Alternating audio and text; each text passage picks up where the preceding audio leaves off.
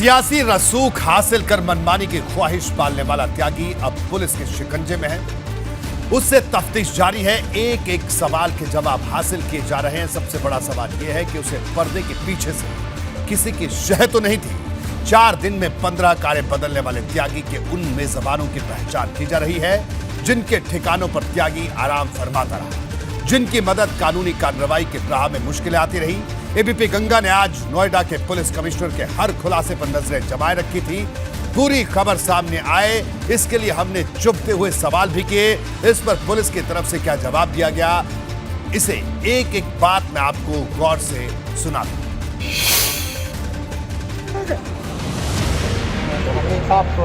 अरे सर, मेरे पति को जानता हूँ, बढ़िया को मैं समझी।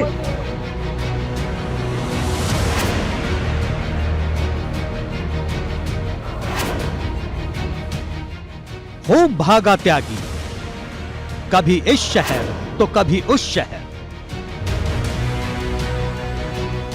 लेकिन कानून के लंबे हाथ से बच नहीं पाया। 25,000 का गालीबाज इनामी आखिरकार धर दबोचा गया। त्यागी की फरारी पुलिस के लिए चुनौती थी। जब तक के श्रीकांत त्यागी हिरासत में नहीं ले लिया गया, तब तक तमाम दावे बेअसर साबित हुए।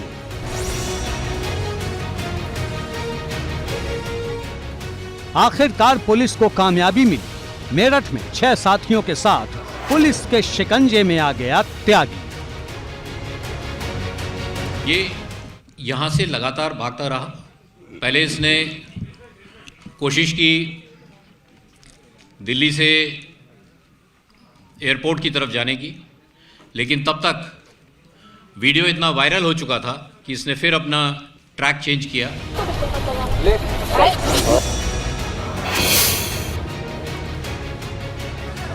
त्यागी की फरारी पुलिस की नाकामी बताई जा रही थी, तो अब ये कामयाबी में बदल गई है। लेकिन साथ ही खड़ा हुआ है बड़ा सवाल कि आखिर फरारी के दौरान त्यागी की कौन मदद कर रहा था। 4 दिन में 15 कारों का इस्तेमाल कर इधर से उधर भागने वाले त्यागी की फरारी का था, ये साबित करने को काफी है कि वो हर कदम पर पुलिस को चैलेंज करता रहा। ये जब कोई ऐसी घटना होती है तो शासन के द्वारा आवश्यक निर्देश दिए जाते हैं, और शासन की नीति हमेशा से अपराध और अपराधियों के प्रति 0 टॉलरेंस की रही है। और कितने भी रसूख का व्यक्ति हो, उसके अगर कोई अपराध होता है तो उसके विरुद्ध नियम के अनुसार ही कार्रवाई होती है। पुलिस के सामने मीडिया के सवालों का सामना करना भी कोई कम बड़ी चुनौती नहीं थी।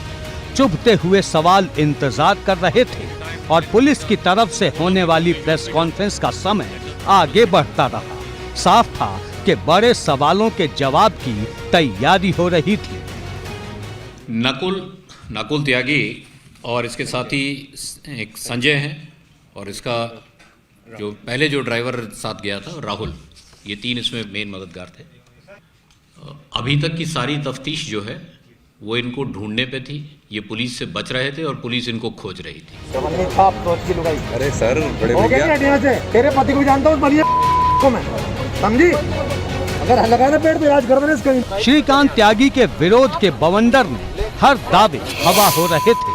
हर शख्स ये चाहता था कि एक महिला से सरेआम बदतमीजी करने वाला त्यागी सलाखों के पीछे जाना चाहिए। उसका अंदाज सबको बुरी तरह चुभा था। कोई उस दिन की तस्वीरें नहीं भूल पा रहा था जब त्यागी ने नोएडा की ओमैक्स सोसाइटी के भीतर अवैध निर्माण के विरोध पर एक महिला से गाली गलौज की थी। ये दादागिरी की इंतहा थी, तो अब उम्मीद की जा रही है कि कार्रवाई भी बेहद सख्त होगी। ये कौन बड़ी बात है? कोई अपराध करेगा, किसी के खिलाफ मुकदमा होगा, गिरफ्तारी तो होगी। उत्तर प्रदेश में क्या कोई अपराधी कर सकता है?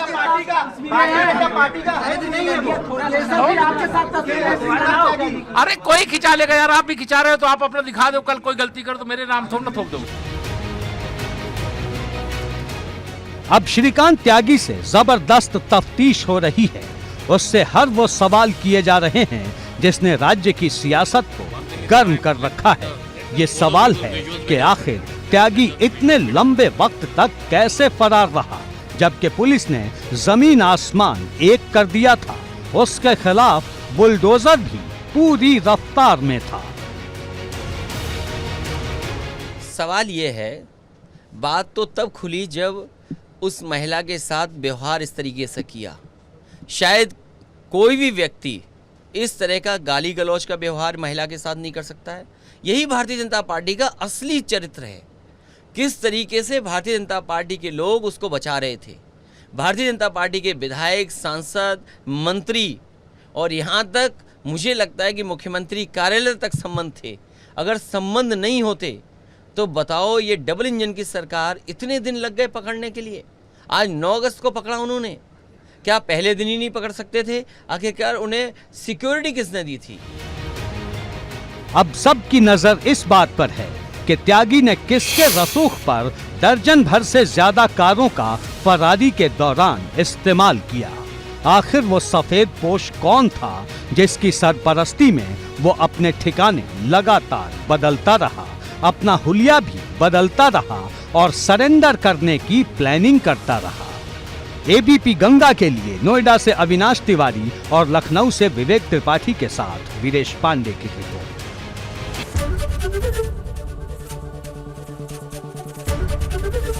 एबीपी गंगा, खबर आपकी, जुबान आपकी।